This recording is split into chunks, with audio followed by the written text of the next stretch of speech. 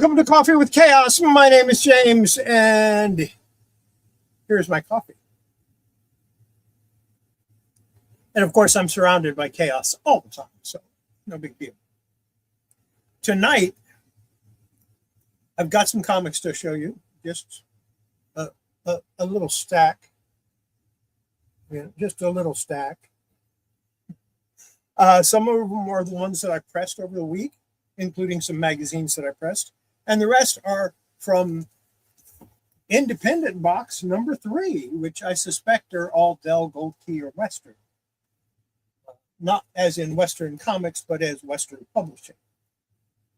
So, that ought to be interesting. And I've got... I knocked my camera out of place here. My other camera, not the one I'm looking at. So like I said, that should be interesting. We'll have fun with it, or at least I will. There is a possibility that I might just blank out. We might lose power. We do have a storm. It's slightly north of me, but you never know what's going to happen as these winds push through. And this is part of that big storm that's hitting most of the central United States right now. I'm on the very edge of it. I could still get hit and I could lose power.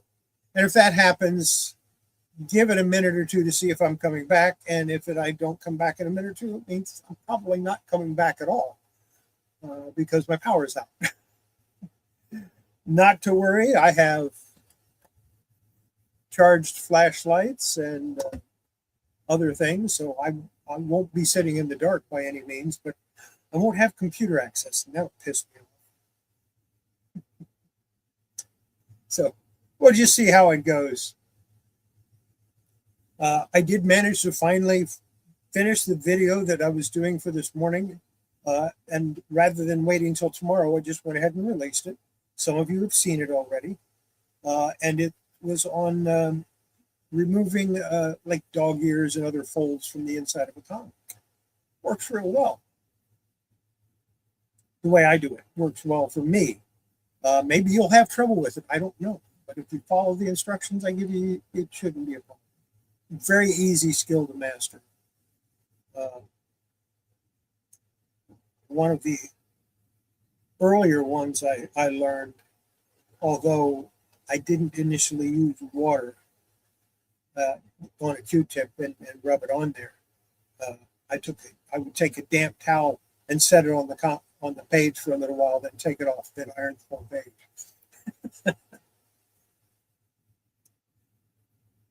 That's the way I did it in the 70s. You know, my techniques have refined slightly over the years. Yeah. 60 some years, and or 50 to 60 years, and I've learned a few things that work better. Let's go ahead and get started on this, and if you join me later, that's fine. As I see people come in, I will greet them and we'll talk. We're going to start out with ones that I pressed, and this first one is Archie's Girls, Betty and Veronica, number 219, Dan DiCarlo art from March of 1973, and it might help if I do this so that you can actually see it. I tried doing it so there's not so much glare. It doesn't seem to be working, so I'm going to put the lights back on. This light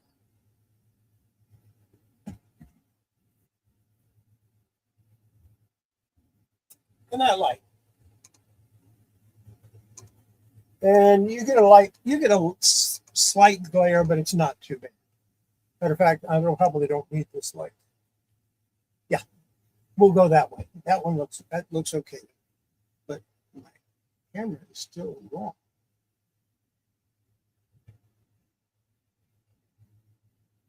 Okay, we'll go like that. Next up, we've got Korak, Son of Tarzan, number 32, from December 1969, and George Wilson did the cover. Nice cover. Nice copy, actually. It's a really nice copy. Then we have Turok, Son of Stone. Now, I know nobody likes Turok, but I'm going to show it anyway. This is number 13 from November 1958, and Morris Gallup did the art. I love that cover. I love that cover, and it is a really, really nice copy. And we will turn it up a little bit so the glare is not quite so bad.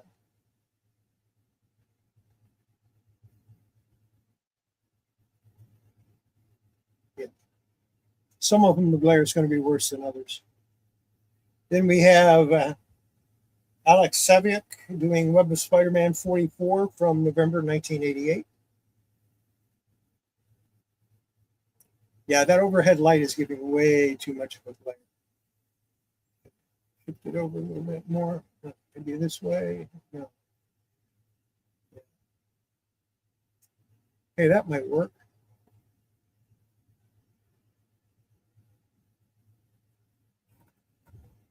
Stick my knife under there. Maybe that'll help. Yeah, that'll work. A little bit better. Just here browsing. Glad you could stop in.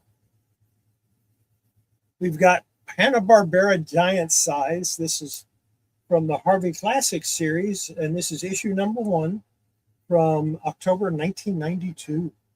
I have no idea who did the cover.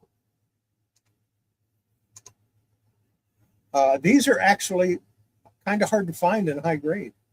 The ones I have, I bought them in 1992. What can I say? Next up, we've got the February 1986 issue of Aquaman number 1. Craig Hamilton did the artwork on that cover. Don't like that costume, never liked that costume, never will like that costume, but the 4-issue miniseries is actually a really good read. I liked the story, I didn't like the costume. Here we have a Ron Lim cover from January 1989 on Badger number 43. You can tell it's Ron Lim. It's got his signature right there.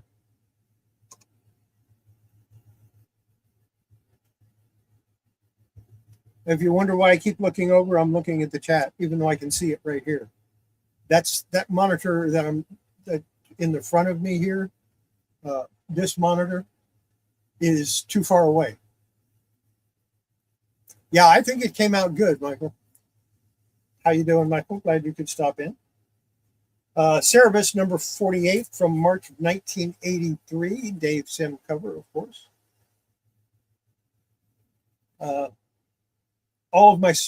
Pretty much all of my Cerebus are low grade because they had water damage. And all I do is humidify them and press them. That's it, because I'm not going to sell them. I have no intention to sell them. Matter of fact, I'd like to get the first 20 of them. Here we have Classics Illustrated number 4-99 from 1951. Ray Ramsey did the cover on The Last of the Mohicans. And I think I showed a copy of this last week also. This was the first Classics Illustrated I ever read. Not this particular issue, but this number 4. Now we have Airboy number 15, the Ron Randall cover. That's of course Eclipse, and 1983. No, 1987, October. I think I have 2 of them in here. So for all of you Jack Kirby fans out here, here's Captain Victory and the Galactic Rangers from January 1984. This is number 13. This was the last regular issue of Captain Victory.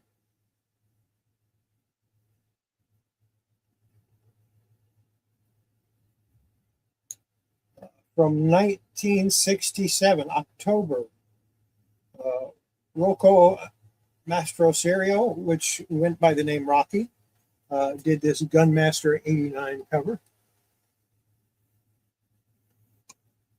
And that's Rocky as in Rocke. And that's how he signs it also. Good stuff. I'm going to go ahead and put these off to the side here.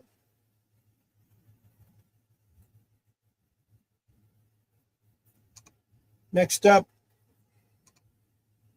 another Dan DiCarlo, Archie's Girls, Betty and Veronica, number 224 from August of 1974. And it says, gosh, this is the most difficult lesson of all, learning to move slowly when the phone rings. I can attest to that from my two sisters when I was younger. The phone would ring and there would be a mad dash to it. Let's see, we've got another George Wilson cover on this Korak Son of Tarzan 1930, or number 36 from July of 1970. So this is getting pretty close to the time when DC took over the cover. I think that was issue 39 or 40 or 41 or something. Don't quote me on that because I could be wrong. We have a Ralph Heimdall cover on this September 1953 issue of Bugs Bunny. This is number 32. And it's a low-grade copy. It has a lot of creases on it, as you can see. But it's still nice and flat.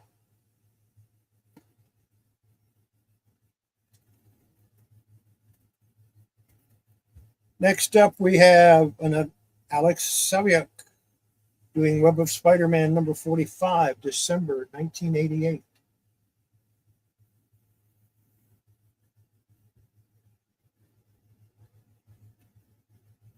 I just like his artwork so much.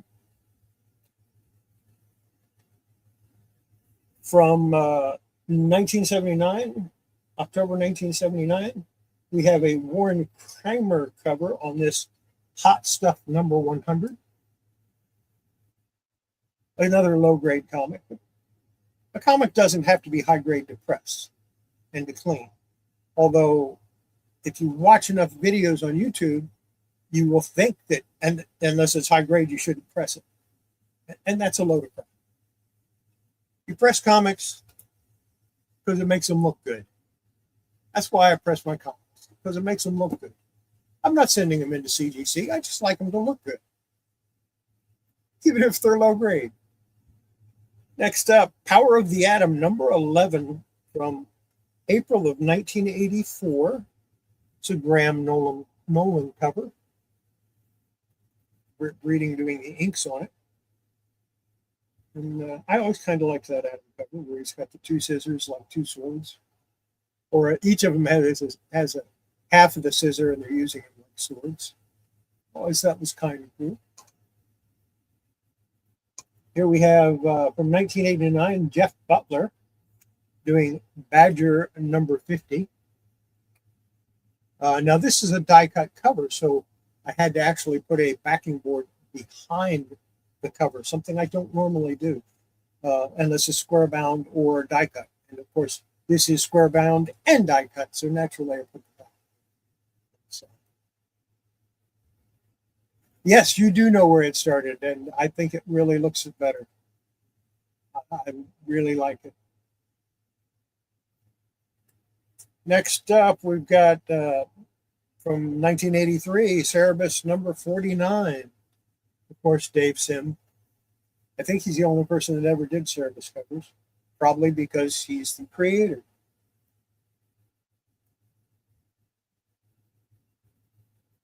Yeah, you'll recognize comics once in a while that you have sent me.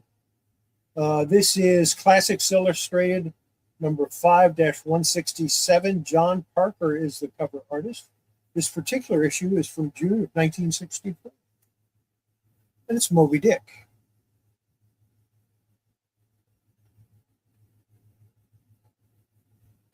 And we'll put these off to the side. And hopefully they won't fall over. Let me put spine to front, spine to open in, and that way they'll just fall off to the front and the back. Like I said, Airboy number 15. I thought I had two of them in there. And here's Captain Victory and the Galactic Rangers special issue. This is from October 1983. And of course, Jack Kirby did the art. And this was the last issue of Captain Victory, done by PC Comics. So, and it's one of my, it's one of the Jack Kirby covers I really like. There's a bunch of them I really like, but this one, for his later years, this is probably my favorite.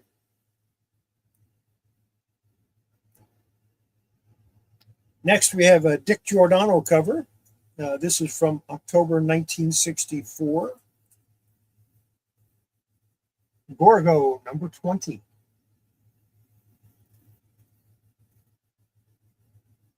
Charlton couldn't get the license for Godzilla, so they got the license for Gorgo, which was a kind of a cheap knockoff movie of Godzilla.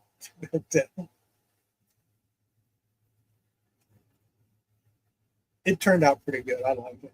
It does have a chip out of the top here. That's another Dan DiCarlo. This is number 230. This is a low grade issue from February 1975. Very low grade. It's got a big piece missing and it's ragged on the bottom. Scrape there. It's a well-loved comic. I'll just put it that way. We'll leave it at that.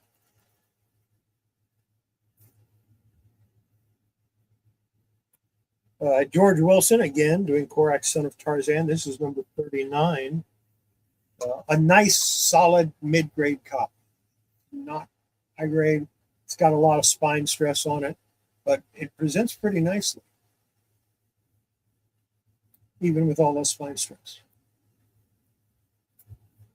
Here we have, this is a good one. And from October 1956, Margus Tubby, number 18.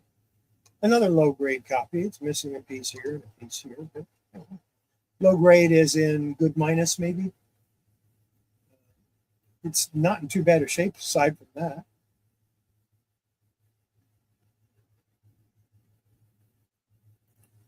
Next up, we have Coyote, number 3. Butch Goosey from September 1983. Pretty good comic. I mean, I liked the Coyote run. I actually read the Coyote run. Not just the McFarlane story, but I read the whole comic. It's not bad. It's only like 13 issues. Anybody can read 13, or is it 18? Maybe 18 issues. Anybody can read that many issues. It might take a while if it's really bad. This is another 1992 Harvey. This one is from August of 1992, and this is Hot Stuff Sizzlers, number 1. I think this was a one-shot. I think they only did the one issue. I might be wrong. I think this one is a one-shot. Again, hard to find in high grade, according to the people I've seen that collect them and they're looking for them. But I've got them because I bought them when they came out. We'll do one or two more and then I'll move them. This is a Joe Kubert cover from 1982. June of 1982. All-Star Squadron number 9.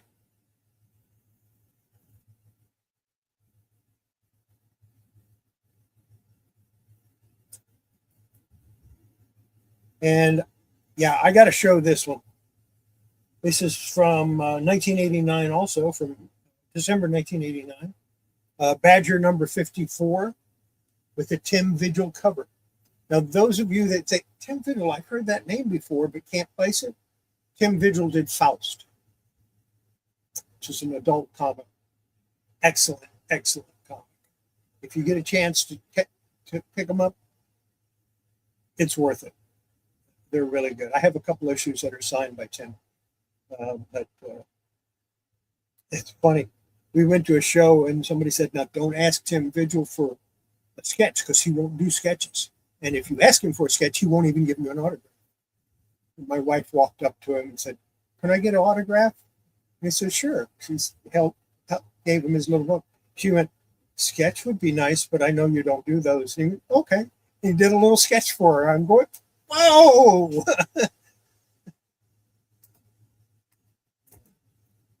I have that here. I have that and a few others that I'm going to have framed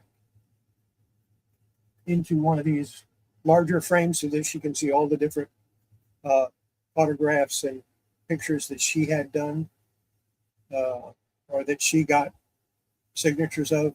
We'll put them in one of those frames that have all the different pictures in it and make sure she gets that.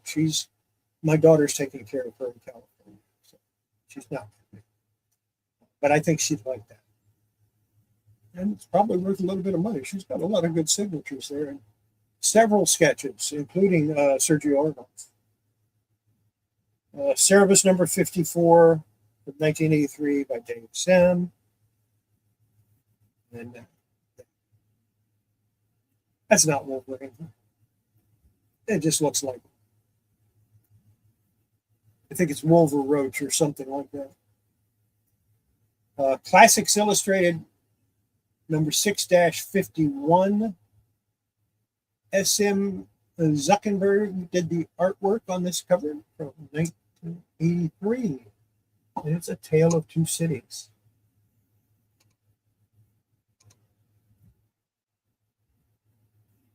That can't be right. That has to be older than that because it's number 51. I'll have to check on it. But I think 51 is like from 1946 or 1947. So this is older than that. I probably just read the wrong line on my sheet. I was copying. What's next? Next we've got Airboy number 18 from 1987. Rick Vetch did the cover art on this one. Airboy had a lot of good covers, a lot of good cover arts.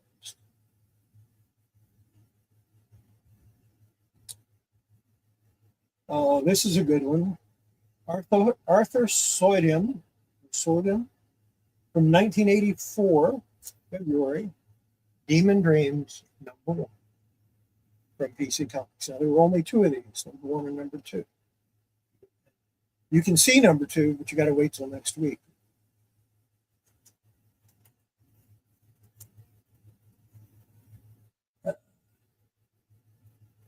You're not going to be able to see this whole thing, I don't think, so, but I'll show it to you anyway.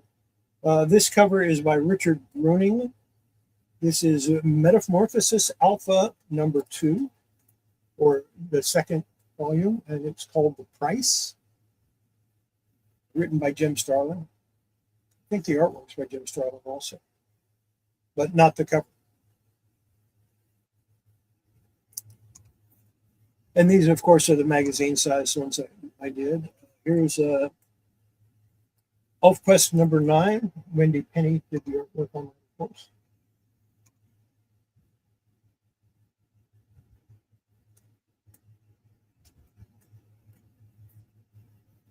ElfQuest number 10. More Wendy Penny goodness.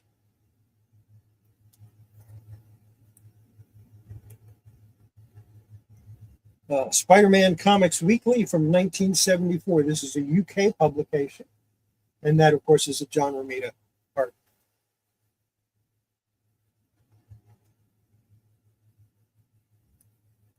And we have Bold Ned Kelly. Now, this is not a comic book. And it's Shirley Turner, it looks like. I might be wrong on that because I can't always read my own writing. But it looks like Shirley Turner did the artwork. This is from 1977. It's an activity book, and it's from the UK, and they're expensive. I ended up with it. I'm not sure how, but yeah, this is I actually had to go to the uh, Australian equivalent of the Library of Congress to look this up and find out who did the cover and also what year it was published. And this is a first print. Very cool. Next up, we've got Marvel graphic novel number 17 from 1985. And Mark Silvestri did the artwork on this. Revenge of the Living Monolith. Of course, Mark Silvestri did the cover up.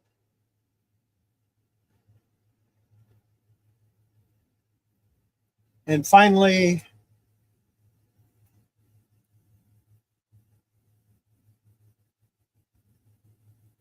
oh crap, I forgot to write down the artist on this. I looked it up and I forgot to write it down. It's Super Spider-Man number 257 from 1978. And I forgot to write down the artist. But I'm thinking it was, I don't even want to guess. But, Larry Lieber. Larry Lieber did the artwork on it.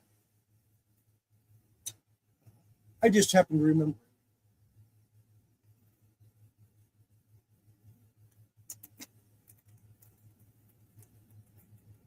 And that's what I pressed this past week.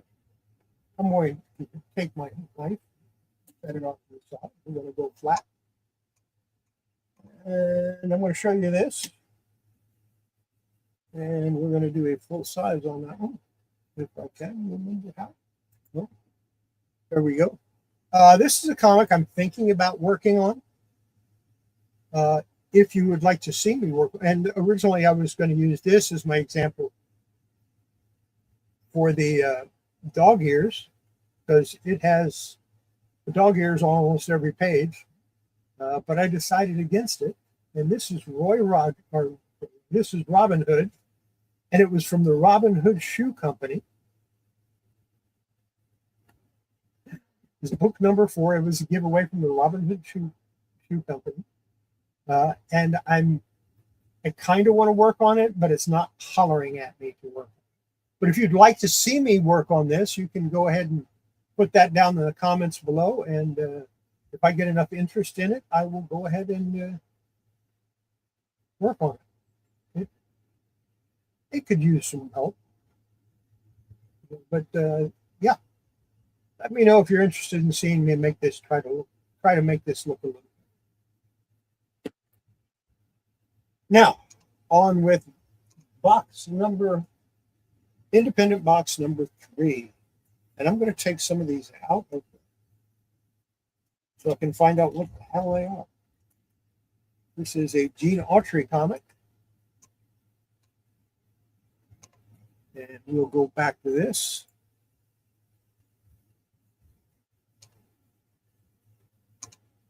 And it is from December of 1949. It's number 34. So Gene Autry number 34 from 1949. And it needs a press and a clean too. I don't know if you can see all of that,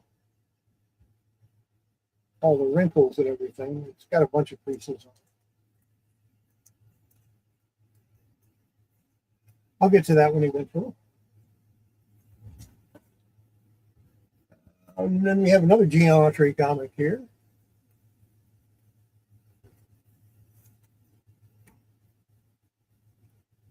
It's number 39, 1957. But it isn't. It's number 38 from 1950. Pages are nice. Off-white pages.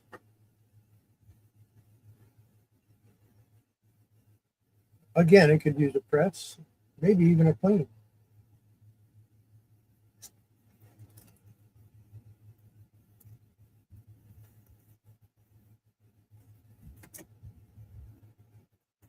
Next up, Oh, look at that. Another geometry comic.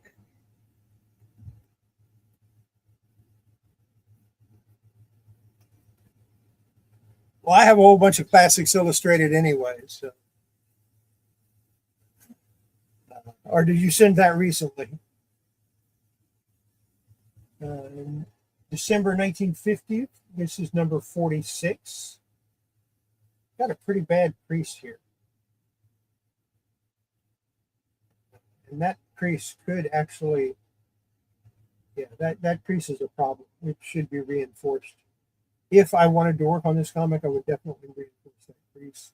As it is, I'll just probably press it. Clean it and press it. These are in better condition than I thought, or than what I remember. I should say, not what I thought. Better than what. Here's another geometry comic.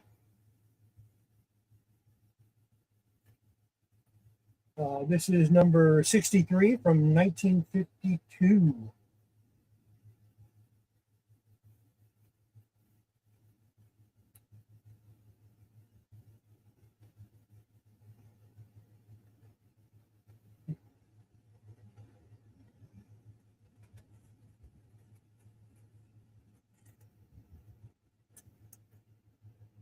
Yeah, it did.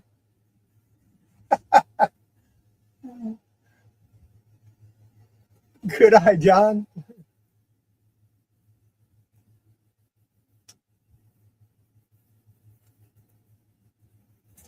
I don't know. Look, we're having some westerns here. Some of these I'm not going to take out of the bag because they're in bad shape. This one is in pretty sorry condition. And the indicia is at the top instead of at the bottom. This is number 68 from October of 1952.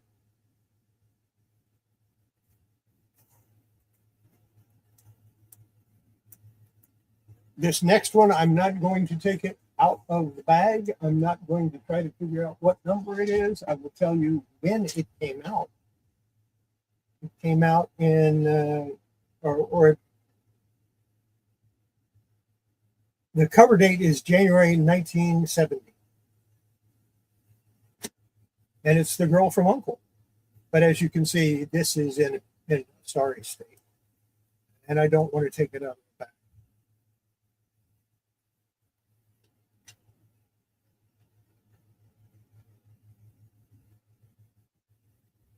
Nope. January 1967, excuse me. I had that wrong.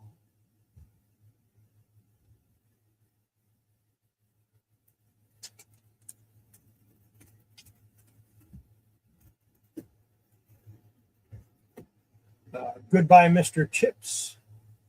This came out in 1970.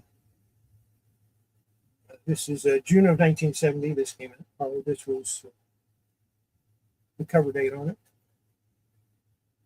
June 1970.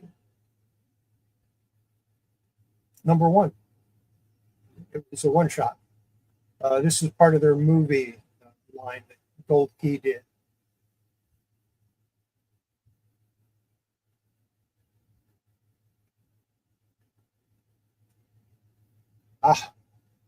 I understand, Michael. You know, I don't keep track of what I send you. I just send you stuff. Grimm's Ghost Stories. From November 1973, this is number 13. And I'm holding it up to try to keep you from getting a bad glare on it. Got a bunch of Grimm's Ghost Stories here. This is number 18 from August of 1974. This one has a spine roll that I have to fix someday.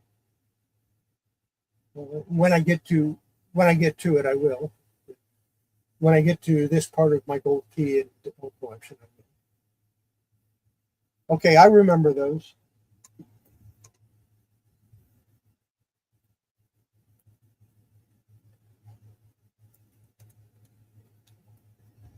Another Grimm's Ghost Stories. This one is number 19 from September 1974. low grade. People had a bad habit of reading these. I don't know why. And we're joined by Salesboy Comics. Welcome, welcome.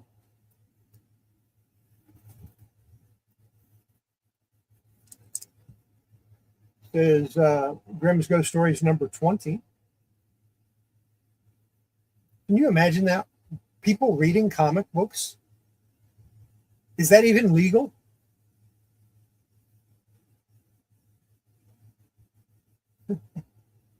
I remember sending you a couple of old stores. Might have even sent you a Journey into Mystery. I don't remember.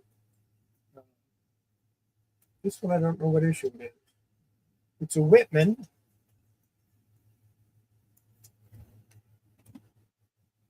So it won't have the date on the inside, but it will have the number. It's number 21, 1974. Actually, yeah. November 1974. I'm not going to put that back in the bag.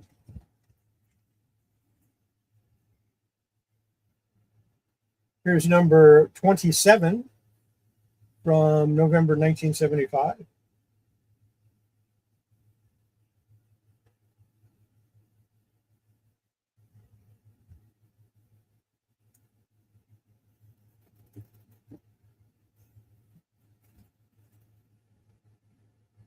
Is that your oldest Thor?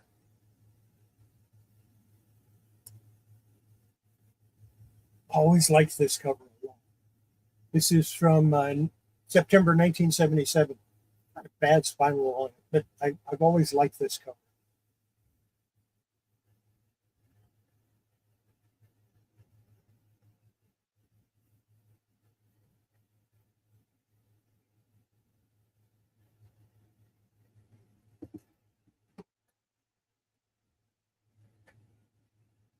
Grimm's Ghost Stories, number 57. This is actually after they changed it from Gold Key to Whitman. Whitman, of course, was part of Western Publishing, so they could do that.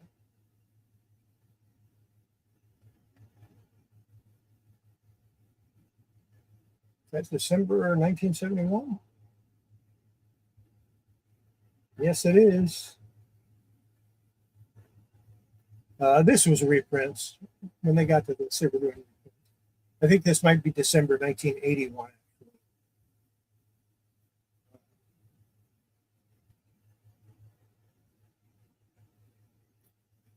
October 1981 is when it was released. But the full date would have been later than that, would have been December.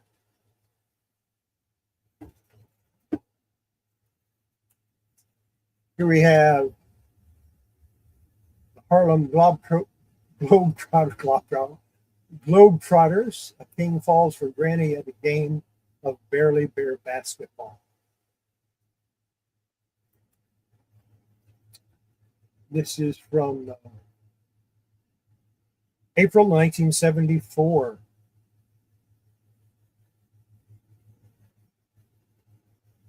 Yep, you never know what I'm going to show you.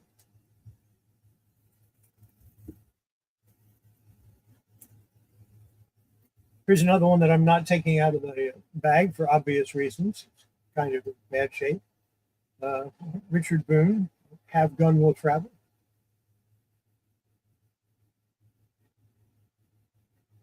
Looks like copyright 1962. I can see through the page there.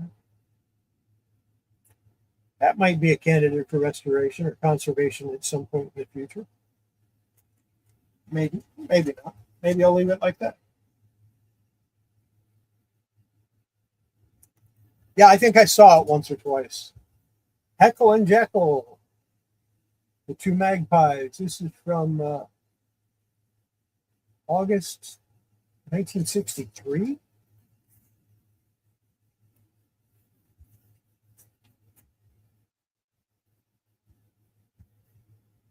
Yes, August 1963. This is number 4. Again, Spinal Tape also. Oh, that's a shame that it has tape on it. That nasty bag or nasty board. When you get boards that look like that, their life is over. Toss them, throw them away. Don't even use them for anything.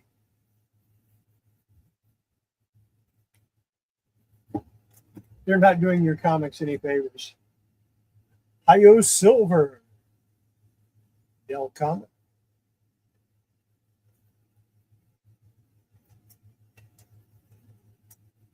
Still 10 cents, so yeah, early 60s.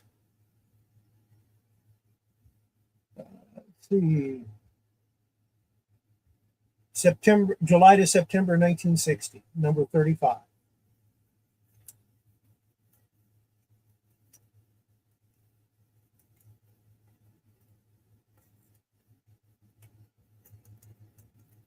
Didn't want to go back in the bag.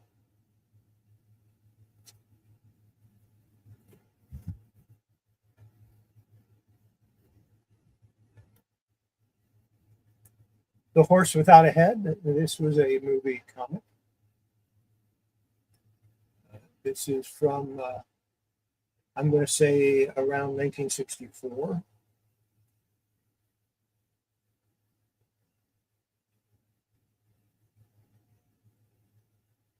Needs to be cleaned, needs a press. Oh, look at the back. No number. October 1963. Cream to off-white pages.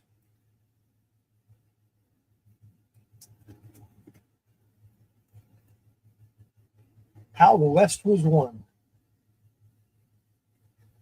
If you've never seen that movie and you can find it, it's worth watching. I enjoy it. July 1963.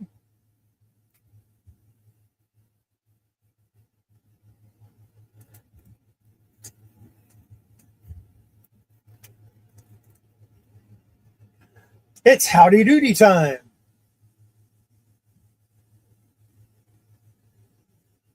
Received at 7/17.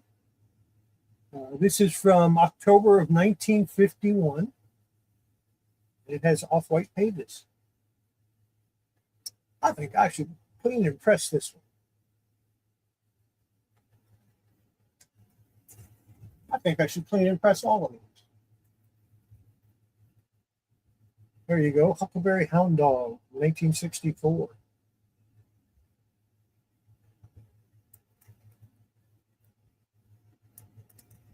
Says number 62 or number 26.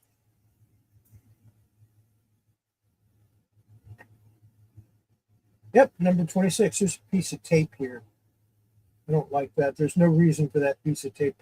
Oh, it had a little tiny tear, so they put a big honking piece of tape on it. Another one here. That's the way we did it back in the late 60s, early 70s. We used magic tape, the invisible tape, which was not invisible and it's not good for comics. And I need to take it off of there. So probably when I clean and press this, I'll remove that tape.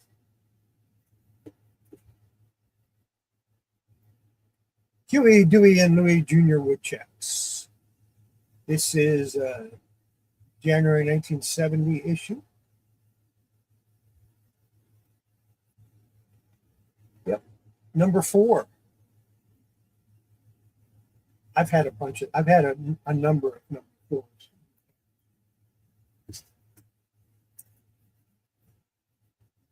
This one is from July of that year.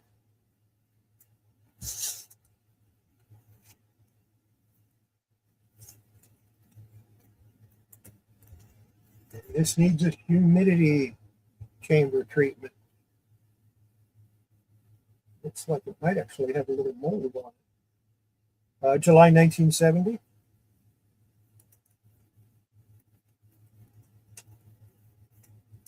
Nothing I can't take care of.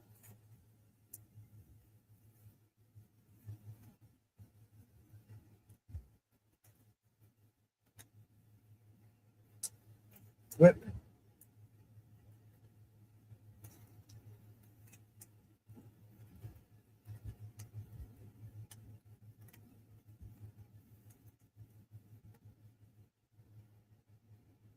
This is number 14.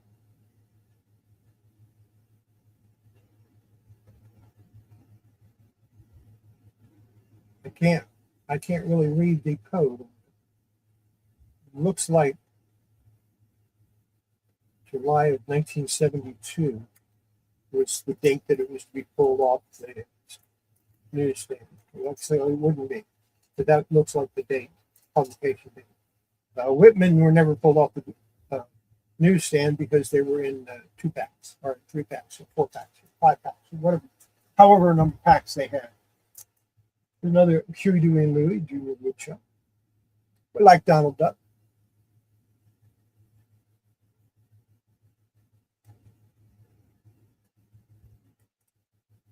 Yeah, except we didn't do color touch back then.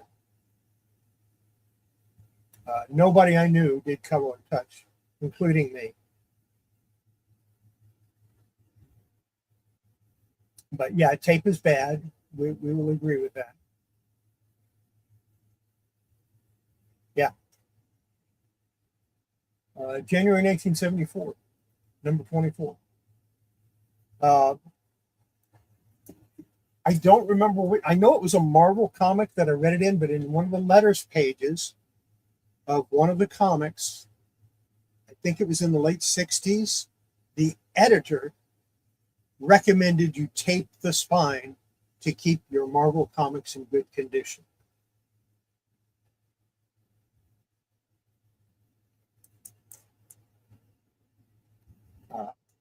I don't have enough Marvel comics from the 60s now to look it up and try to figure out who actually wrote that. But it was one of the editors for Marvel Comics. I think it might have been Roy Thomas, but I'm not going to swear to that. Like I said, it was letters to the editor, and this was the editor's comment. Huey, Dewey, and Louie, Junior Woodchucks, number 33 from July 1970.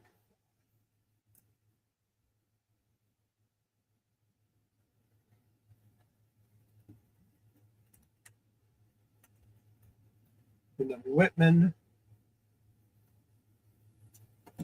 Now notice, even though I have blue tape on this, I take the tape all the way off, put it away from the comic, then I pull it out of it. And this is going to get replaced. This bag won't be replaced. Oh, where was that when I needed it? Okay, we're going to set this off to the side so I can fix the dog ears properly. This is number 23. And you know what my first impulse was? Oh, dog ears. But after my video today, I think that would be a bad idea for me to do, especially on live stream. So I am going to set this one off to the side and work on it. And we will fix those dog ears. Huey, Dewey, and Louie. Gold key from 1978. This is number 50. This was a pretty long running series.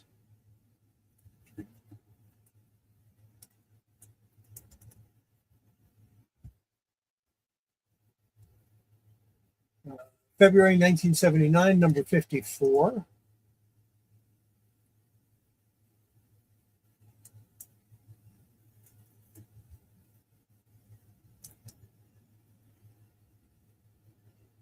Number 57 from July of 1979. It's got the number there, number 57.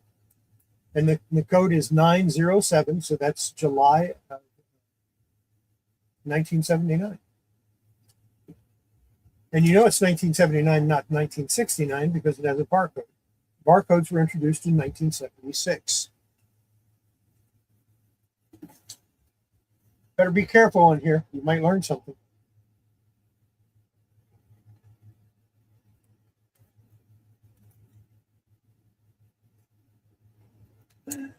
This is number 67 from November 1980.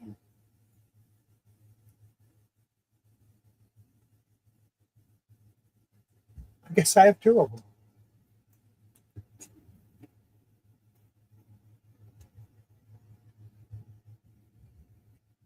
Number 69, and this is August of 1981.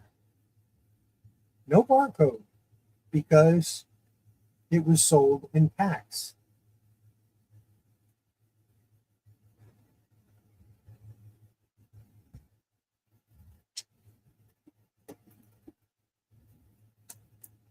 And number 73, and this is the last issue I have, from 1981.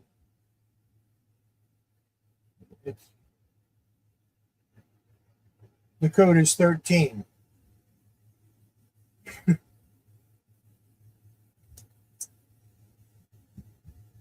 Yeah.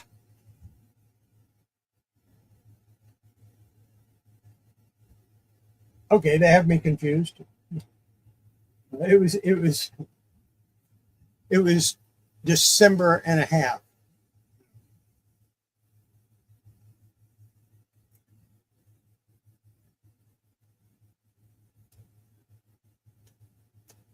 Oh, thank you, Michael. Thank you for letting me know that.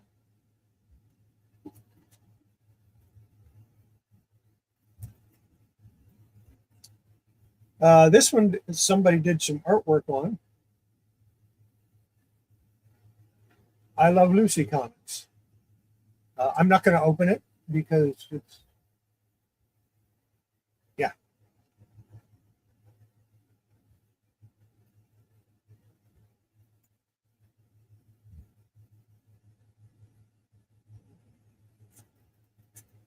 $81 for a gold key run, late or Whitman Western. That's pretty good. Here's an I Spy comic. Again, someone did some artwork to it. They should be shot, but they aren't going to be. This is from April 1967. Really bad chipping along the edge. And like I said, somebody scribbled on it, and hard too. I mean, they were bearing down. That's not going to be able to flatten out very easily. I could do it. It's going to take some time.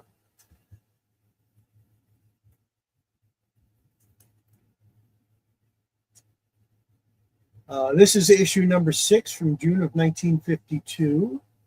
Indian Chief. Gorgeous cover. I don't know who did it. I'll find out. I have a couple more of these somewhere, but I don't know where. And the Jetsons. This is from April or March of 1965. On the back it says 14. I'm just going to watch this. Watch how I deal with tape.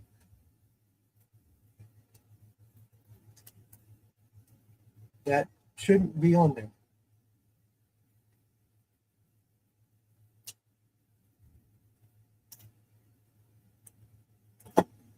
And sometimes I'll just take and just right along the top. Ooh, a lot of soiling on the back cover there.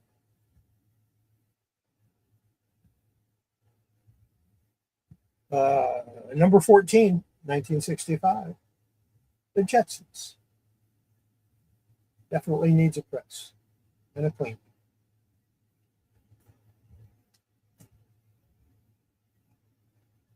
And we are going to put that back in the bag. That bag is nasty.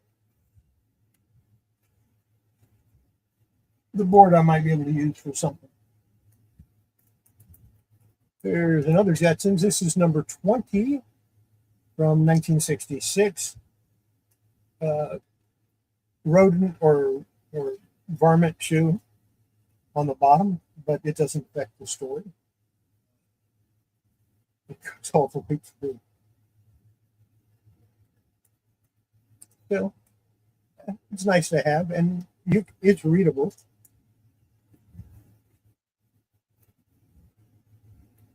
This 1969, number 30. Looks like it's got tape on it. Again, What's that nasty old bag? Bag's probably been on there for 35 years, 40 years. Yeah, it's taped. What a shame.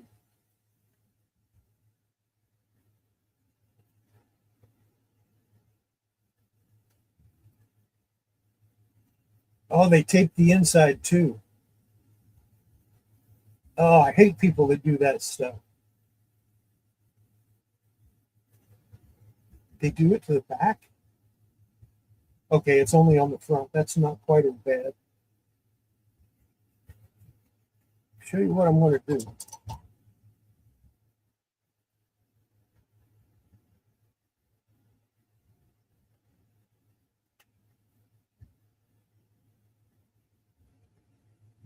There. I still need to take the tape off, and I will do that at some point in my lifetime. Not right away. I'm working on other projects.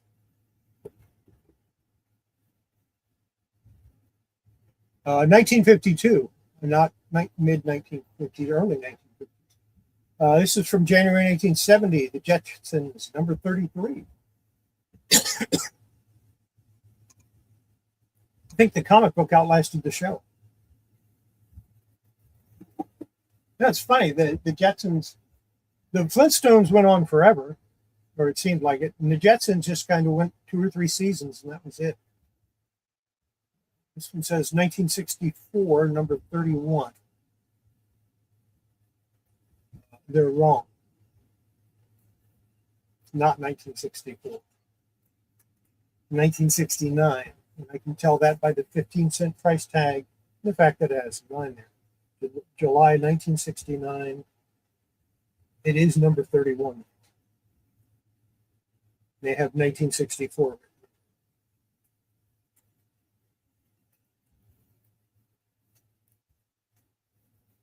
I don't use that stuff.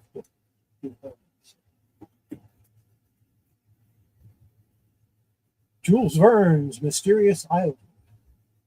This is a Dell. This would have been after Dell Comics, or after Gold Key, or after Western left Dell Publishing. So probably around 1964.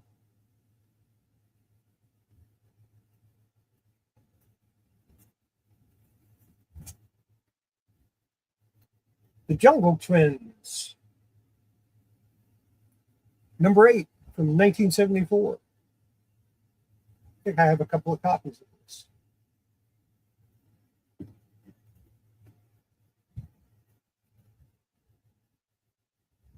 This is number 11.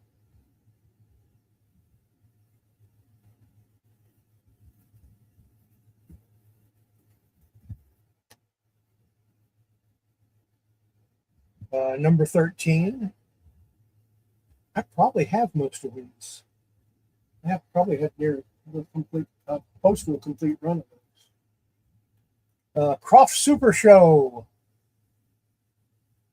1978. I'm thinking 35-cent price tag. That would be about right.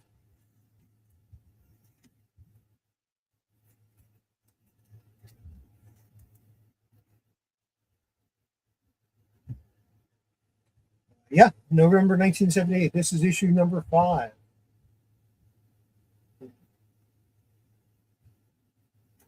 Yeah, it's good, I guess. Took the bag and hold. My trash can's getting full again. Lancelot Link. This is another one of those Gold Key movie comics.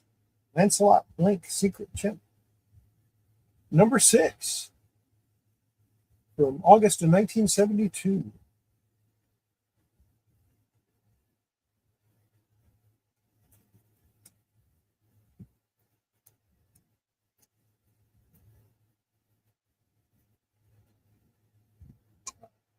MGM's Lassie. This one is in pretty bad shape. I think we can take it out and run just to see what number it is.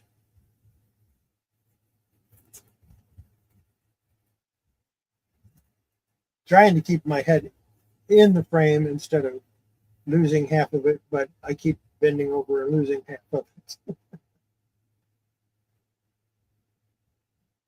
Let's see what we got here. We got a torn comic in pretty bad shape. This is number 15, March, April 1954. This is a birthday.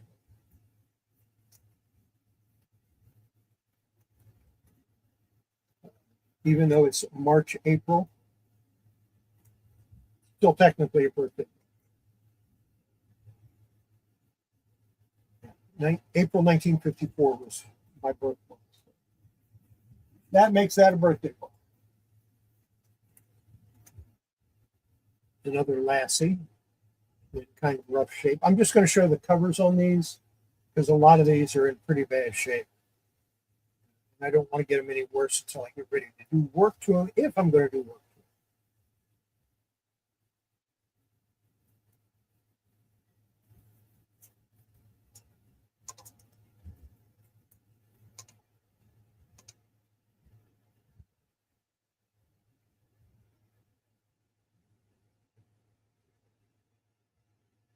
Some of these painted covers are just amazing. Yeah. I suspect he might have done a couple of the ones that I've got. Maybe not.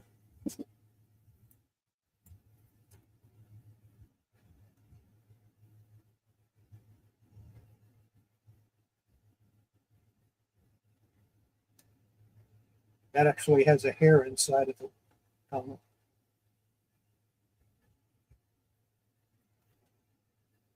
I've never taken these out of the bag. I will be because I've got some Golden Age Mylar, so I'll be putting them in. Let's see. This is number 42 from 1958. So that first one was number 14 from 1954. So all the others that I showed previously were in this time frame, from 54 to 58. That's obviously a photo cover.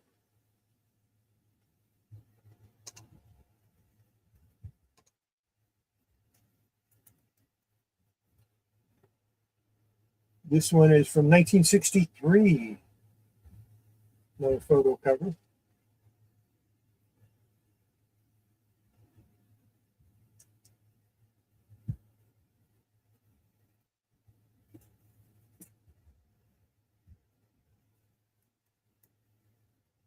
This is from 1960, Lawman, number 4. I believe it's number 4.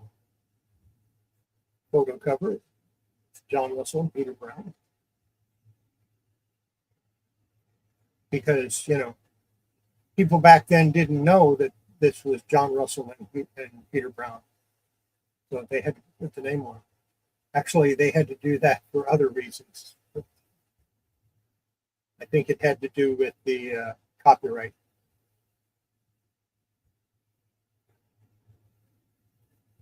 Yeah, I've had several colleagues over the years. My favorite was the border collie. She was so smart. She made me look stupid. She was so smart. Let's see. Legend of Young Dick Turpin. This is a Disney movie.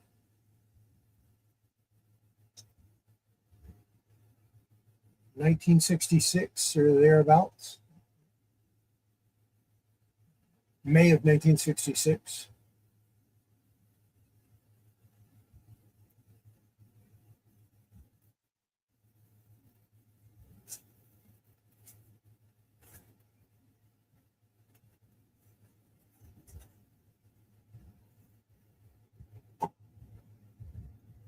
Juicy Fruit Gum ad.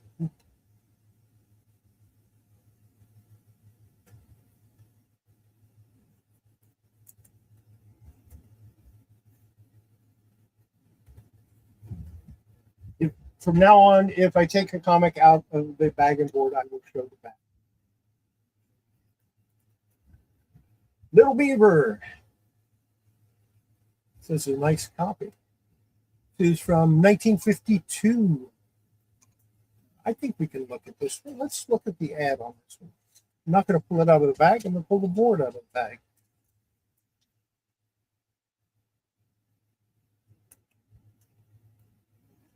And what it is the ending of the story from the last few pages. Yeah, I miss my border collie, who died about 5 or 6 years ago. I decided not to get another dog. I wouldn't have cats except they're outside. Somebody feeds them. Me. Little Iodine. This is from 1953. Character many of you are probably not familiar with.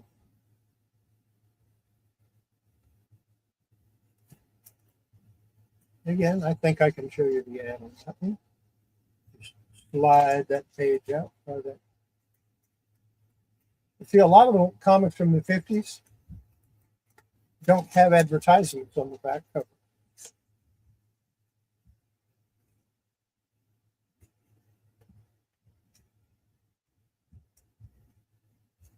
Another Little Iodine.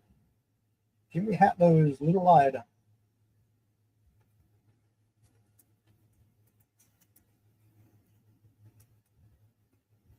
There you go. There's a Schwinn ad.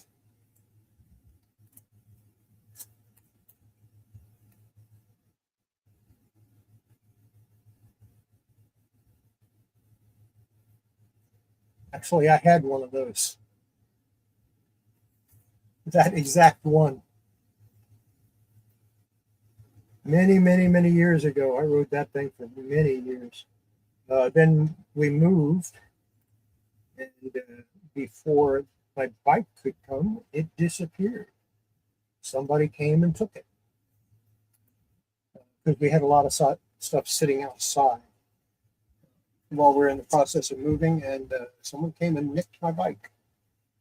With a little Lulu, this one's in pretty bad shape, so I am not going to take it out. Really bad chipping on the head. Really bad spine roll. But it's got Tubby and little Lulu. But here's one that's not in the bag. This one is from 1955. This is number 79.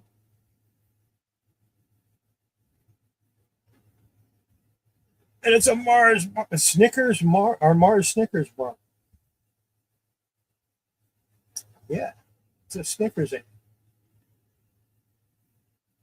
Marvelous candy bars from Mars.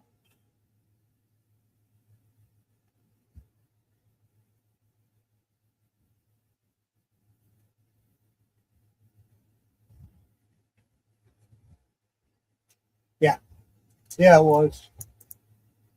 Little Lulu from 1953. This is number 55. So these are all out of order, but it doesn't matter.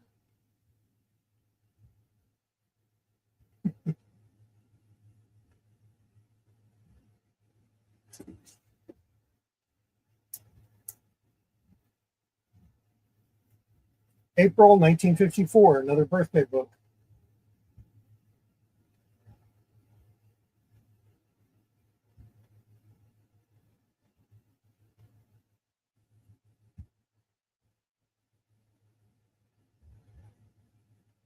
Yeah, they were.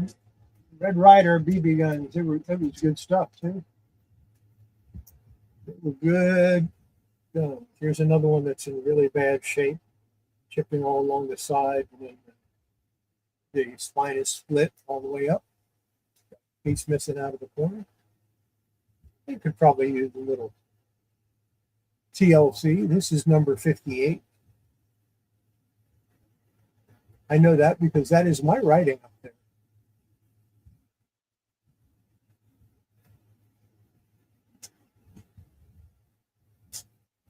Another one that's in bad shape. This is number 93.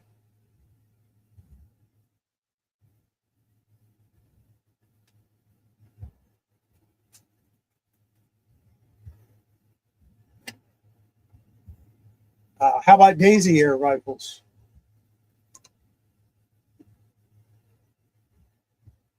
It's not Red Ryder, but Red Ryder, I think, was made by Daisy. So.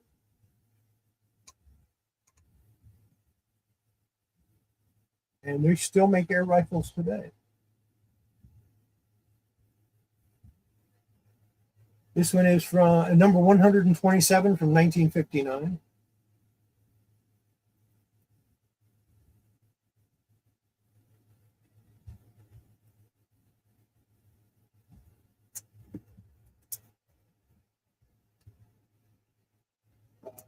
Number 157 from 1961.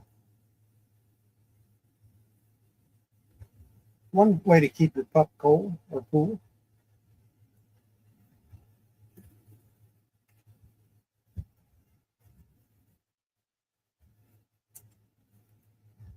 This one is from September 1966.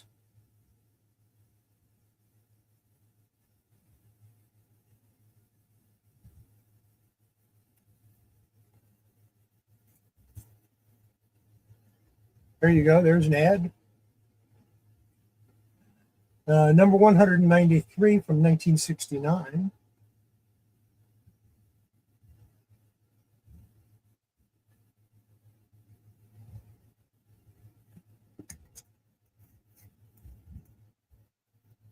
The Little Monsters. 1964, 1965.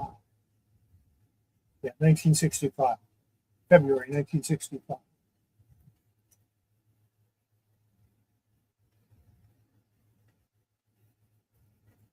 It's the pull date on it.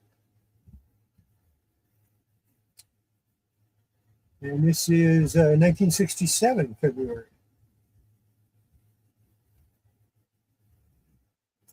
Number 8.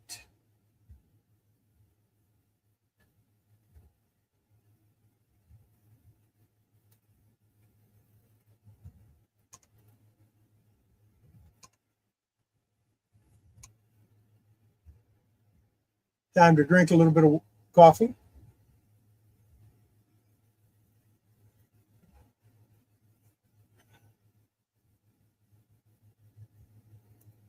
What's next? More Little Monsters. This is from 1967. Pretty bad shape.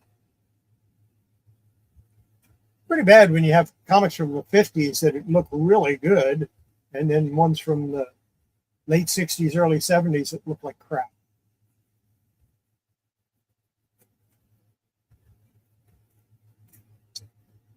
Little Monsters. This is from 1973, maybe?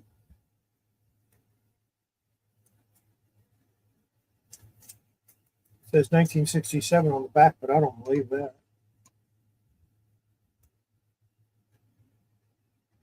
Number 20, December 1973. What they did is they looked at the copyright, and it says, and the first copyright date is 1967. But it says, when it says 67, 68, or 67, 66, 65.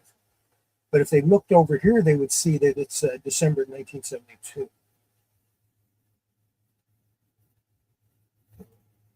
Which means the pull date would be March 1973, which is what we have in the code here. Well, Daisy was the manufacturer.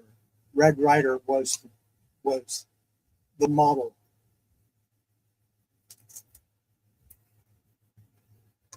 The Lone Ranger. Somebody just beat him up with a marker.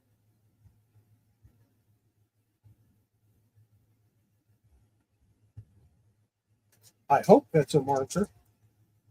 This is number 82 from April of 1955. We're going to have to check this out.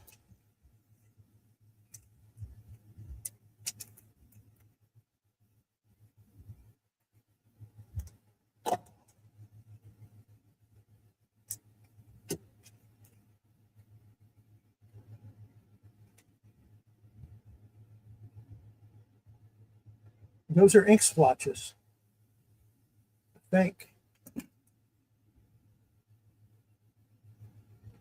I hope.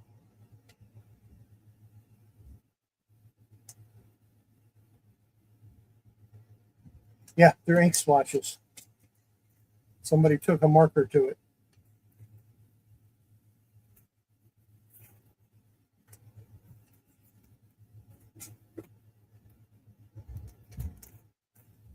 This is September 1955, the Lone Ranger. Number 87.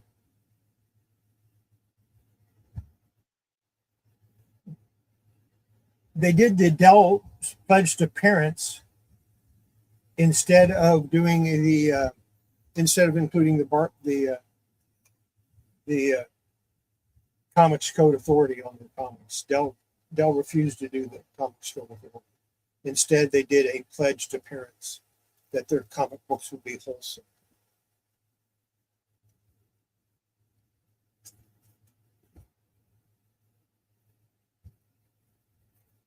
Yeah, I showed a silver earlier, I think. Wait. Or no, I didn't. But I have at least one or two. November 1957, number 111. Yeah, it was called Hi-Yo Silver, and I did show up.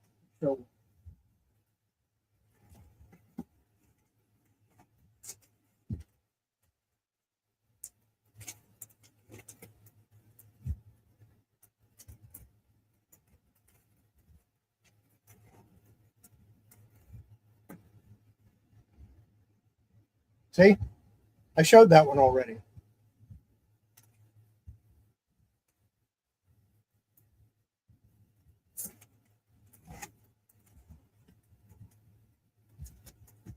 Just before I showed the horse without a head. This is from 1959, January. Presents pretty nicely, even with all these creases down near the bottom. I used to watch The Lone Ranger on TV when I was little. This one is in pretty sad shape. It's a gold key. It's from 1964.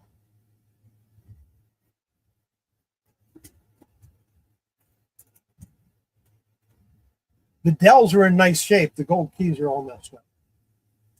1966.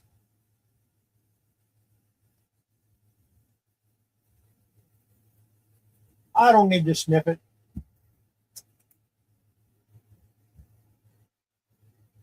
And I don't sniff. If I think something has mold on it, I will not sniff it. I will put a mask on.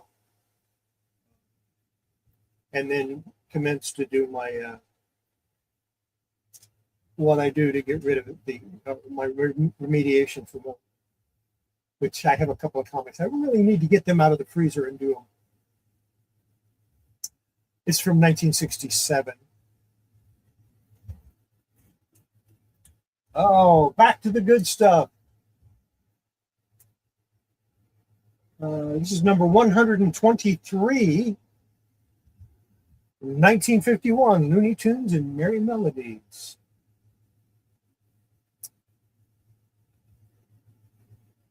I used to have a ton of these back in the 70s, and I never sold them. I don't know what happened to these. They just kind of disappeared.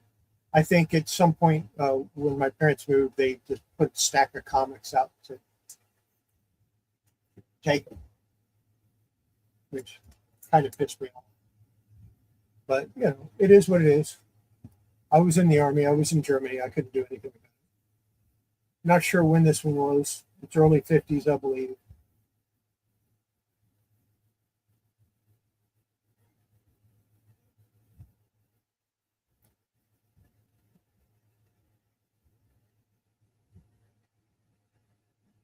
you're right. And someday Westerns are going to come back. People are going to get interested in them again. I've been saying that for years.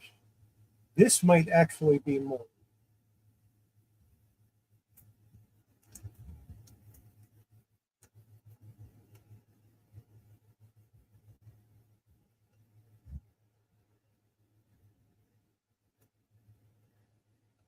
That's exactly what this one is. This one gets put back in there.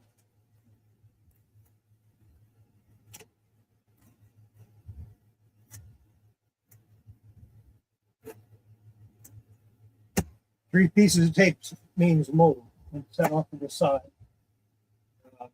That needs remediation as soon as possible. Looney Tunes, number 208 from 1959. I may take that one outside and work on it. But what I'm going to do is I'll put that in my ozone chamber and deal with it that way. Oh, look, a Looney Tunes without a back cover or without a bag.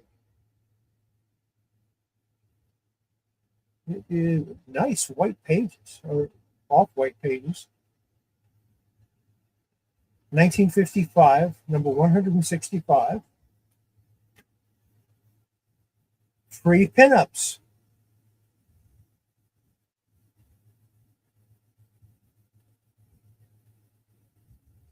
Got a rusted staple.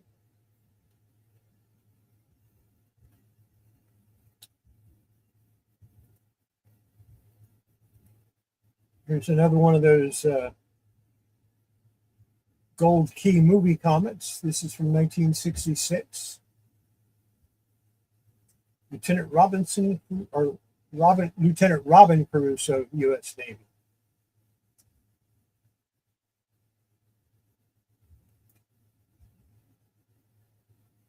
It needs some work.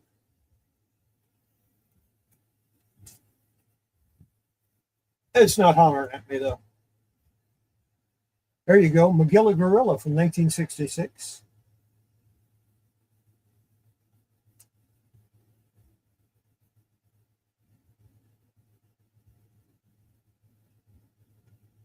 Yeah, they started doing Westerns early on in the 40s, and they continued up until, like I said, about the mid to late 70s. Marvel kept trying to bring back Two Gun Kid, Outlaw Kid.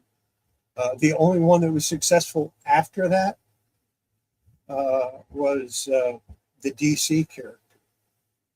What's his name? Had the funny scar on his face, and I can't think of his name now. But that was the only Western character that made any difference after 1976.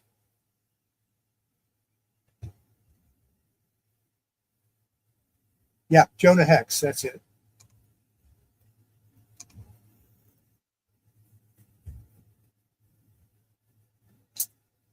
Oh, what's this next one? This is from 1965. I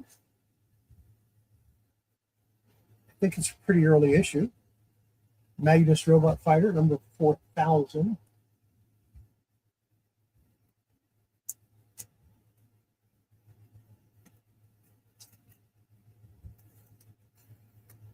Let me take a look at the issue number.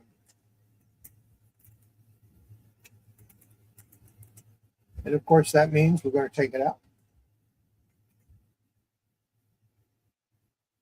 Oh, that's not fun.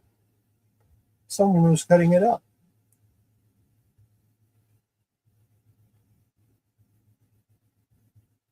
Number 9 from February 1965.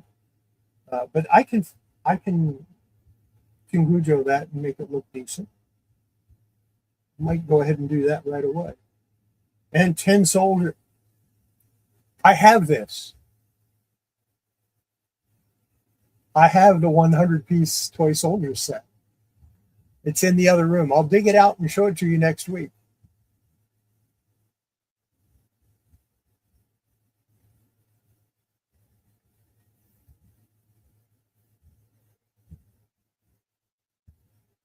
Oh, revolvers have always been popular. I used to go and shoot my 9 millimeters, and people would always have revolvers at the range.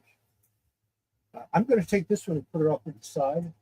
I'm going to go ahead and work on that. I might do that tonight. That won't take very long. This is number 20, like I said.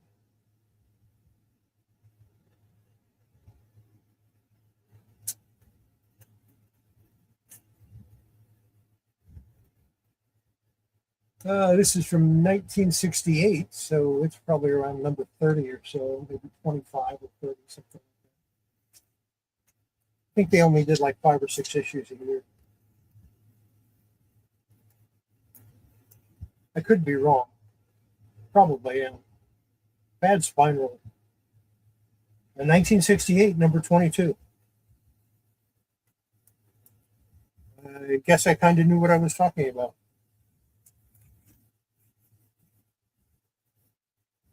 How did that come on?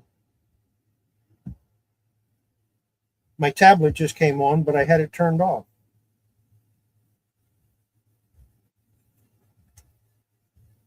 I turn the power off when I'm not using it. And it turned itself back on.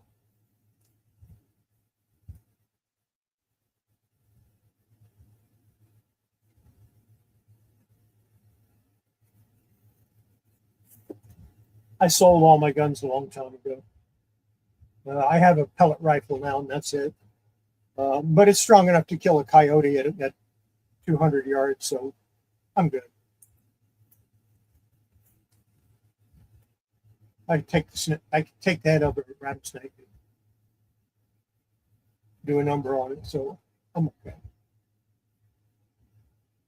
1968, August.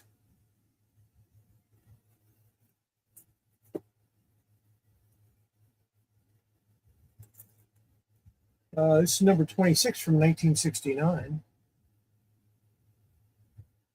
Like I said, I think these came out every other month, or maybe they came out quarterly. I know I used to love reading when I was much younger. There's a Western, or a Whitman one. It's number 36 from 1974. One from a 3-pack.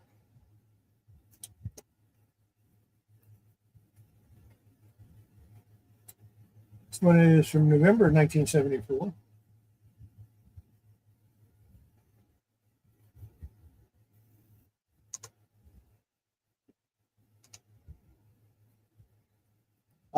Every pistol has some kick. It's just revolvers more than automatic. Automatic, because you have that slide action, so the kick is negligible. But yeah, a revolver has a nice kick to it. Even like a 32 or a 38, it has quite a good kick to it. And we don't want to talk about the kick on a 44.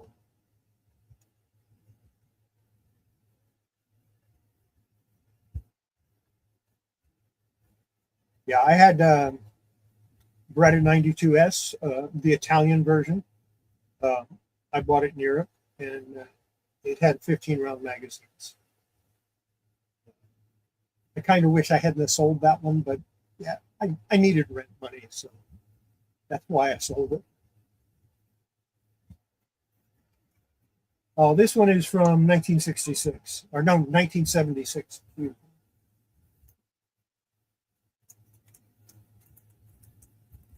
Another one from 1976.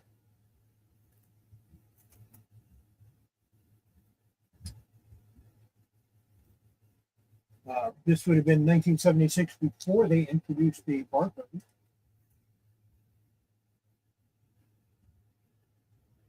Either that or Western decided not to put barcodes on these. Because in 1976, they kind of had the option. The companies wanted them to have barcodes, but they didn't absolutely have to.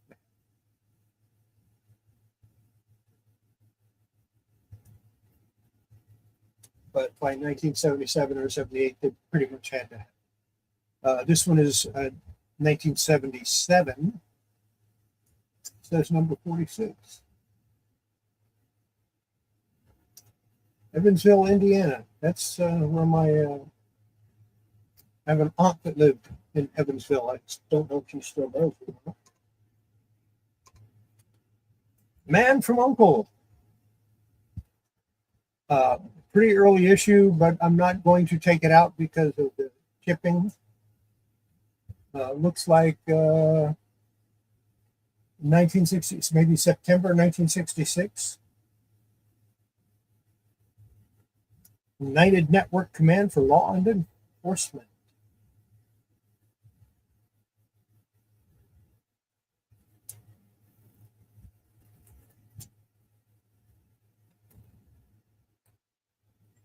This one is November 1966. And of course, the guy that played Ilya Kuryakin on this went on to become Ducky on what's it? CSI.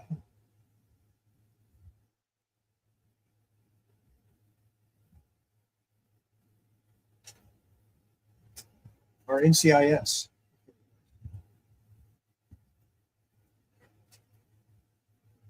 All of these are in pretty bad shape.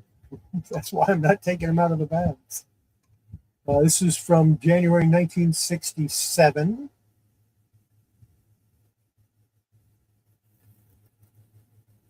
Oh, Michael, you're going to have to watch the end of this on the rerun because I've got something else.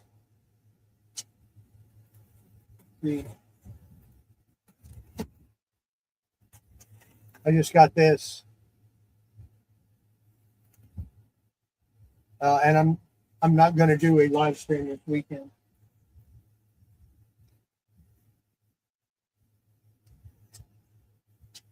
Another one from 1967.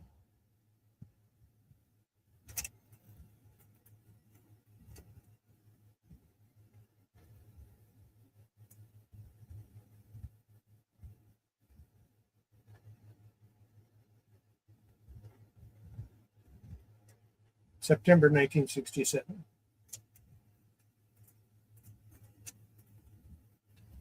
It's another show I used to watch. I didn't watch it every single week, but I watched it occasionally. When I remembered it was on, I would watch it. This one is from 1968.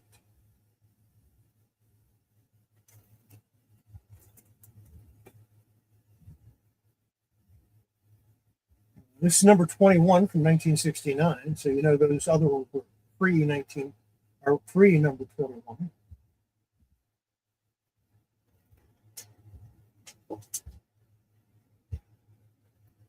And number 22 from 1969.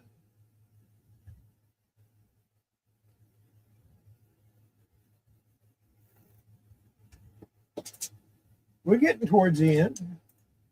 Man from Wells Fargo. This is 1962, maybe. Don't really want to take it out because of the damage. But I'm thinking July 1962. May to July 1962. Would be about right. That's about when they started doing it. Mars Patrol, Total War. Number 3 from 1966. Needs a clean and a press in the worst way. Or actually in the best way. It's pretty bad. It needs to be pressed and cleaned and taken care of. There's number 4.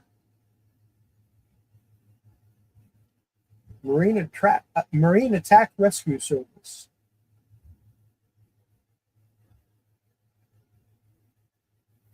More comics were popular in the 50s and 60s also, but less so in the 70s. and they just kind of died out after a while. In the late 70s, early 80s, they just kind of died out. This is number 6.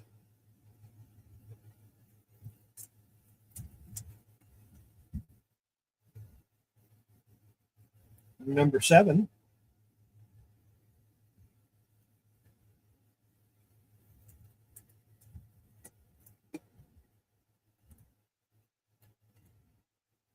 Number 8. This one's in pretty nice shape. It's got some dents in it. It needs a press, but it's in pretty nice shape.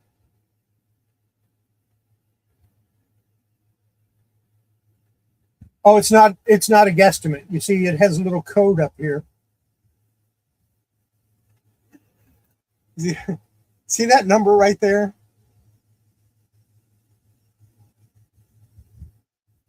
The 02 is February.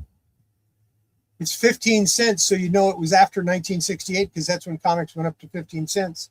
And the 9 means 1969. So I'm not guessing. February 1969 is the date on it. It's a matter of learning to read the codes. And for Gold Key, it's pretty easy.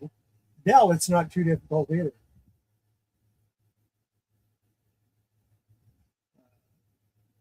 This is also 1969, May of 1969. Is number 9. This next one is coverless. But I printed out a cover in color just to put it so I would know what the cover looked like. And it's from 1961. It might not be totally coverless. Hey, I like to teach people. I like people to learn stuff. I don't think this one is totally coverless. No, it isn't totally coverless. It was title stripped and has paint on it. It's not totally coverless. But I went ahead and printed out a cover, a color copy of the cover, just so that I can know what the whole cover looks like. And I do that for some of the coverless comics that I don't have, or that I'm missing from my collection and that I would like to have. And I don't try to fool anybody with it. I just, it looks nice that way. And when you put it in a Mylar, it looks real. Here's Melvin Monster. This is from 1965, September 1965. This is issue number 2. What happens when Melvin's guardian demon Damon falls down on the job? It shouldn't happen to a monster.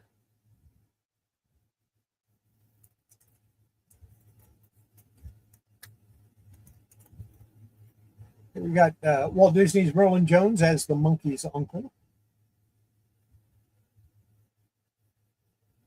1965, and of course it had Annette in it.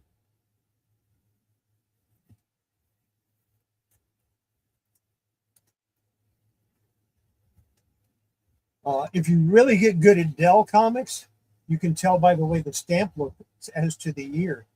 Now this is Walt Disney's Mickey Mouse number 31. And I don't know just by looking at it. But based on the stamp, I'm going to say late 40s, early 50s. And I'm probably way off.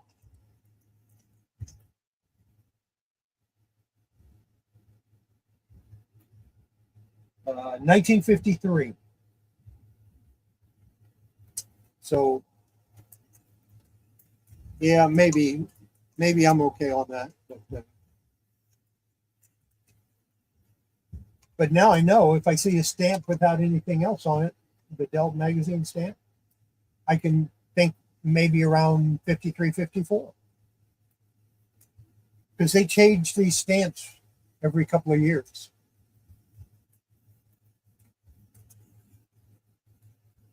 I should do a video on that someday. Here's a Mickey Mouse from 1964. This is number 96 from August 1964.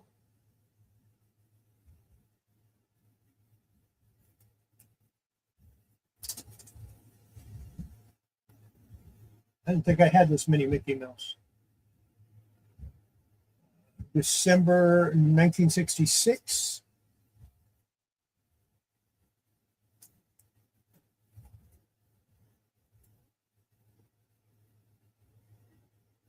And Walt Disney Mickey Mouse, November 1968. Again, the 15-cent cover, or 15 cents, tells me it's late 60s. The 8 tells me it's 1968. And also it has copyright 1968 down here at the bottom.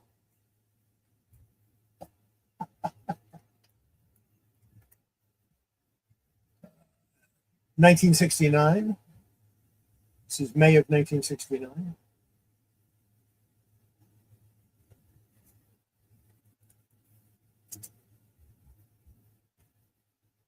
This is now on this one, you know it's after 1976 because it has a barcode.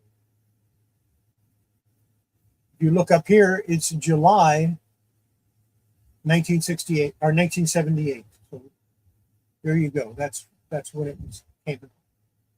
And it's number 185 according to this round tag.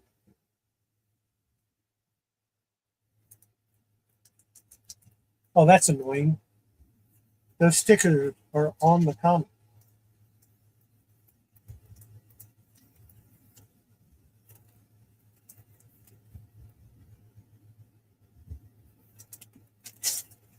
No bag and board for you. Well, of course, the board is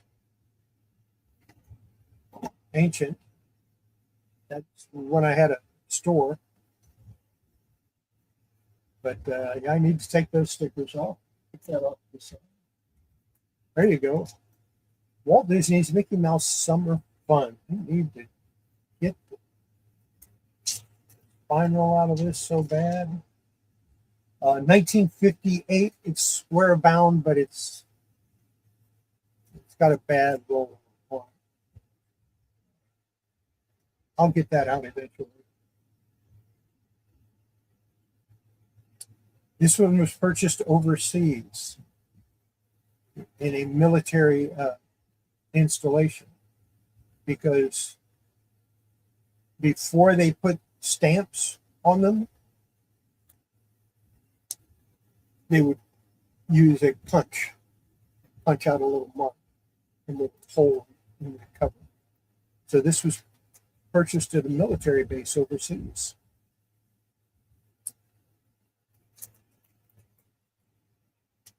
You got to be careful around me. You might learn something.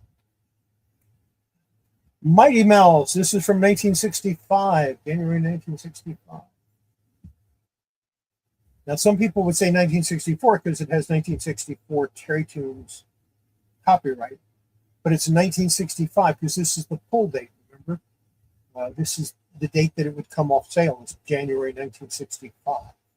There's no, it's actually printed in 1964.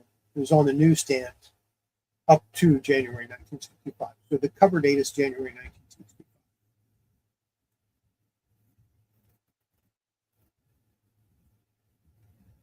Well, there's coding on a lot of comics that people don't realize.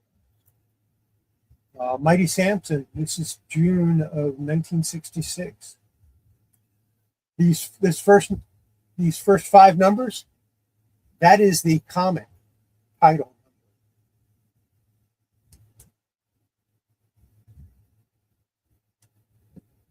And if you look at it, like here's another Mighty Samson, 10119, 10119. This is 606, and this is hard to read,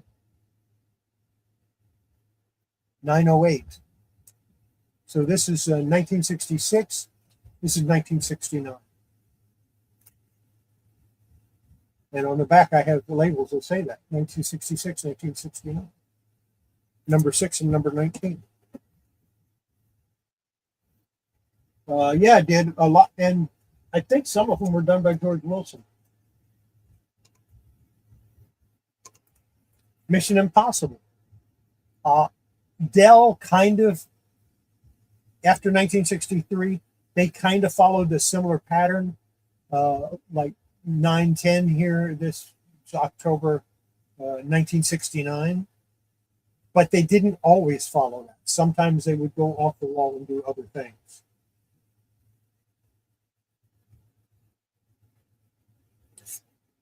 I wonder what issue this is.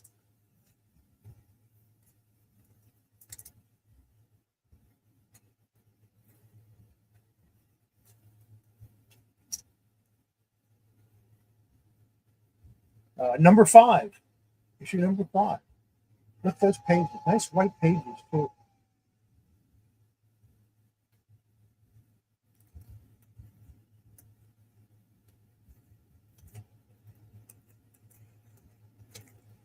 And I probably should take the board out, but I'm now.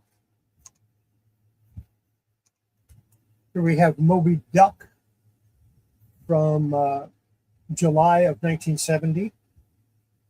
Again, 007. 07 is July, 0 is 1970. You know it's 1970 because it's 15-cent price tag.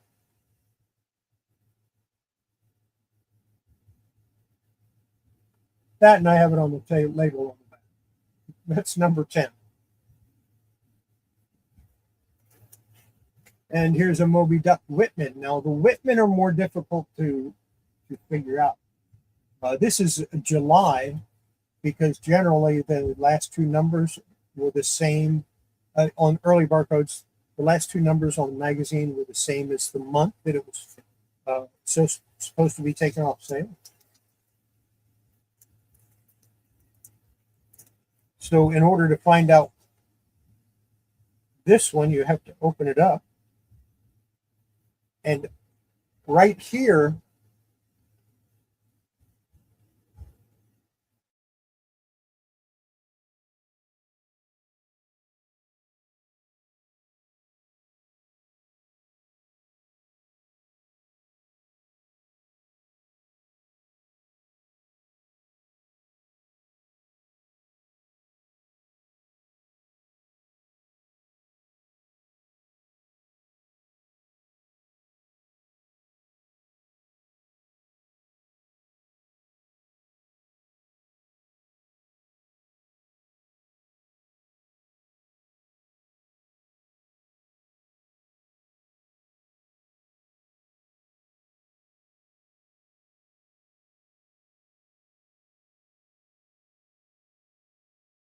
is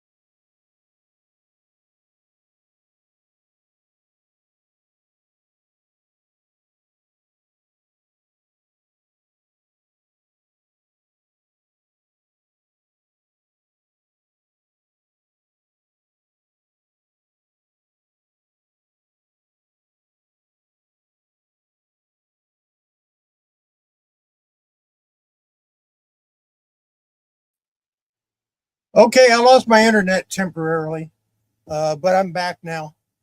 Uh, and I don't know if you're still here, but what I was going to show you, and we'll go ahead and bring that back up.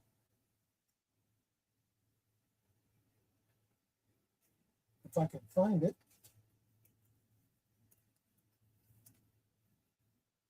If you look at this, well, of course, it's right here on 1977 July. But if it isn't in the indicia, if you look here, 707, July of 1977.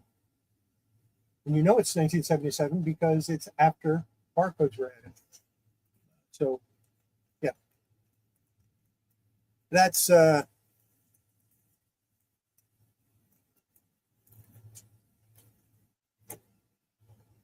that's just a fun thing to know. Now let's go ahead and do this unboxing because I'm not going to do a live stream this weekend. I resubscribed to WoW, World of Warcraft, because I wanted to try out that midnight expansion, and it's really, really good. So I'm probably going to play a good portion of the weekend, but I will get, the other things that I need to get done as well. We're going to go ahead and bring this all the way up so we can.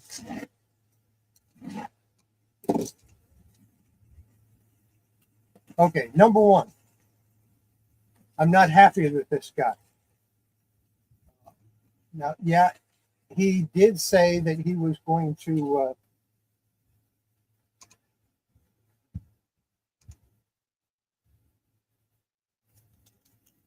they did say economy shipping. That is media mail. It is against postal regulations to ship comic books media mail. They specifically mention comic books as not being things you can ship media mail. What do we get? We got Superman Family, number 184. These are not the best grades in the world, but I don't know if I have them or not. Number 186, 188, and I looked at them thinking, do I have these? Should I check them? I'll look and see if I have them or not. And the guy sent me an offer I couldn't refuse, so I did the right thing and I bought them. 179, 191. I'm pretty sure I have this. 194. This is what happens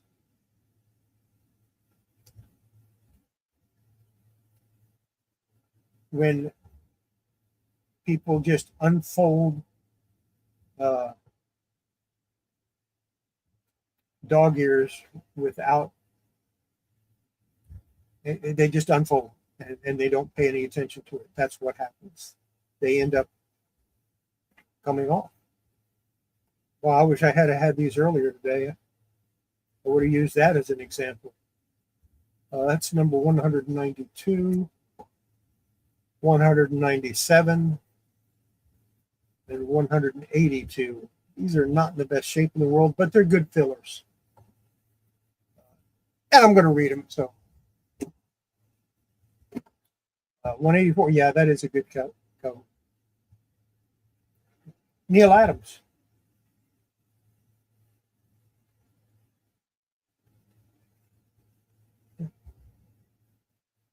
Garcia Lopez. Garcia Lopez. Not sure on this one.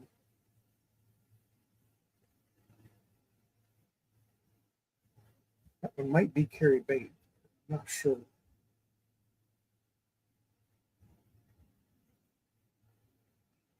I'll have to look up that one and see which one who did that one. Rich Buckler and Dick Giordano. A lot of these are signed.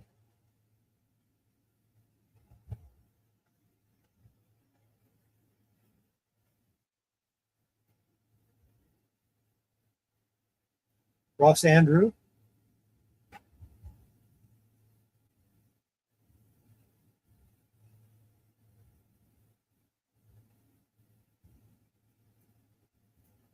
See, I don't need these necessarily for my Superman family or for my Jimmy Olsen collection, even though the Jimmy Olsen magazine turned into Superman family. I need them to continue the Supergirl story because yeah, I'm trying to get all the Supergirl stories.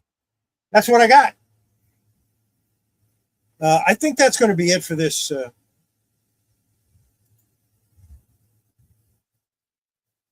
Wait, what happened here? There we go. I'm back. Yeah.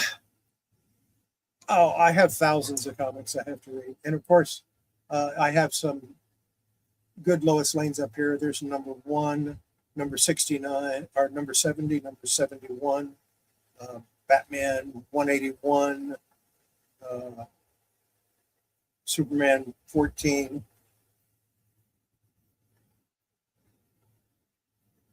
Hey, you're always welcome back anytime. Hit that thumbs up button if you like this. And we'll see you next time. Take care, everybody. Have yourself a great week. I'll be back here next Wednesday night, 8 p.m. Central. Take care. Bye.